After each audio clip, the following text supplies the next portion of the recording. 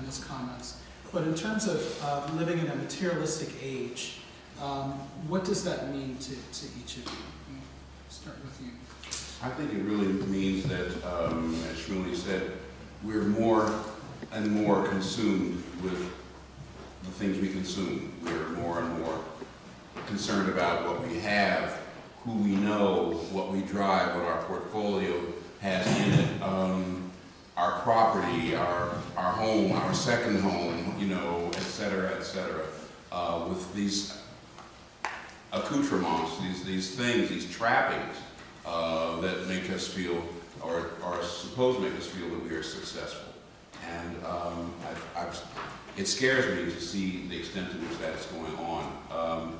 It also scares me, as I think it does Shmuley and Fran, to see kids who are doing this all the time. They're focused in on their selves and their friends and their little networks, and I'm not sure that they're aware of what's going on around them sometimes.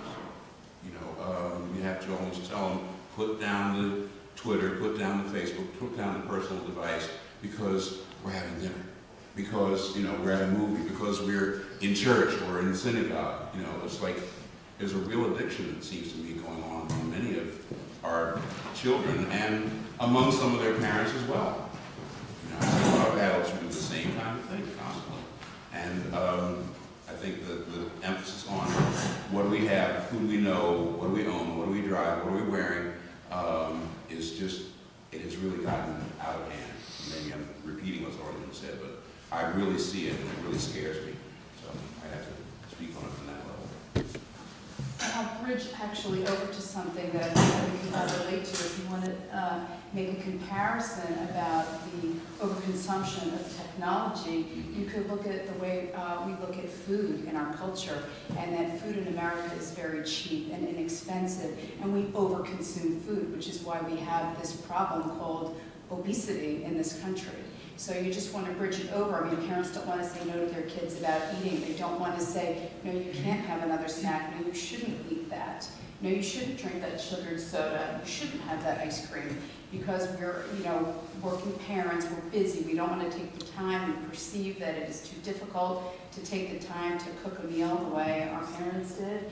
So we're a quick impulse satisfied society, even with food, and as a result of that, we are the largest nation in the country, and now we're unfortunately, our bad habits are rubbing off around the globe. Wow, I'm about to go and jump off a bridge.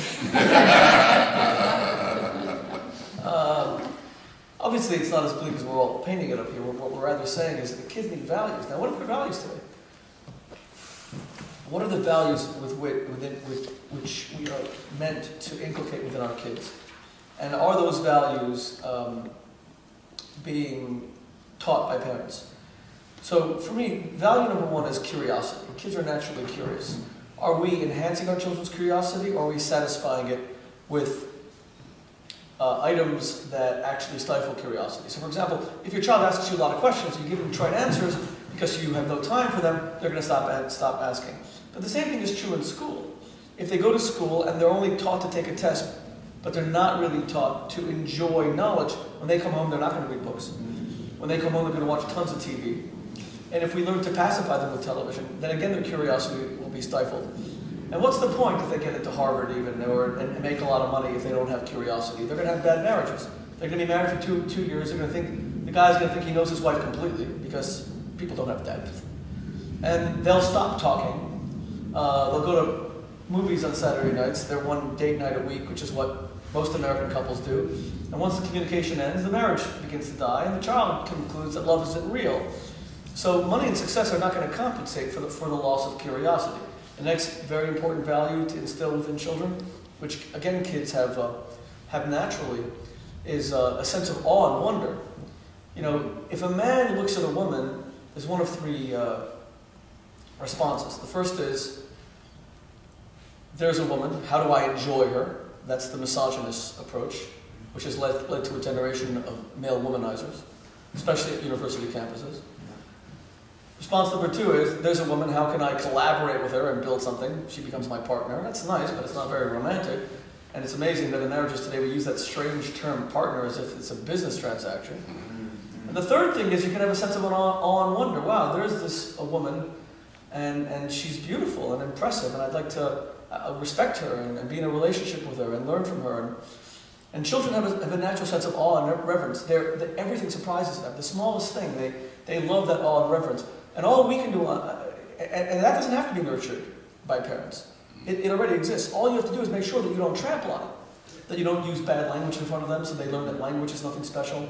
That you don't speak badly about people, so they learn that gossip is the way you really have relationships. So it's not, we're speaking about kids being bad. Kids are not bad. I've never met a bad kid. Kids, and they're not good either. To say that kids are all naturally good. Rather, kids are innocent. They're neither good and they're not bad. And their actions will determine what they become in life. Whether they rise to a level of virtue or whether they indict themselves to their own selfish actions.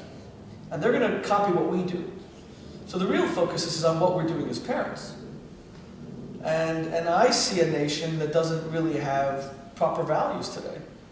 And one of the reasons is, this is what's so interesting about having this conversation in a church, I think the failure of religion in America is a large reason for the loss of values. All religion talks about in America are gays.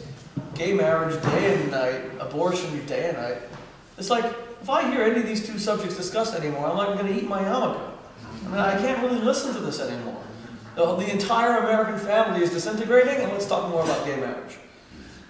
We have kids who are being neglected, let's talk about the unborn children. It begins to evade reality that we can't talk about anything else. So if religion doesn't actually focus on the loss of values and have more conversations like these, I don't see how it's going to get better. Because we always rely on our politicians to give us values. We look at, this politician, I can't vote for him because he cheated on his wife. Who says that politicians are supposed to be values teachers? Politicians are supposed to balance budgets. They're supposed to run a city effectively. Where do they come teaching us values?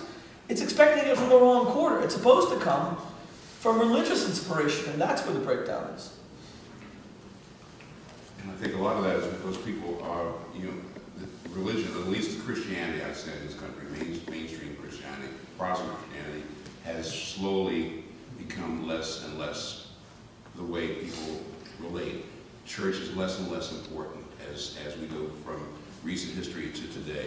And maybe the same for people who are practicing other faiths too. It's becoming more and more of a secular thing, so that people don't see that religion has any value to them or to their children.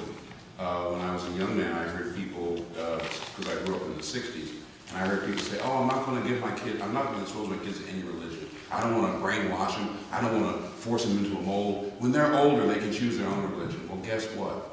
If they haven't been exposed to any religion, they won't choose any religion because it will be irrelevant to them. So if you follow a religion, if you have a faith-based viewpoint in life, fine. Expose your children to that. Bring them into that. Let them see what that's like. Let them function within it. They may rebel against it later. Kids rebel against stuff. That's part of how they develop themselves and find out who they are as against who you are. But if there's nothing for them to rebel against, then they won't have any interest in it really at all, and it won't help them form their values. So. Okay, the next question, we focus on a lot of what's wrong, and I think that we can find agreement with a lot of that. Let's talk about raising healthy children. What are some of the things that we can begin to model to do better jobs with this most important job that us parents have? Well, the first thing is you can't expose them to trashy TV. If you let your kids watch Felicia's show, for example, I mean, they're just innocent kids, for goodness sake.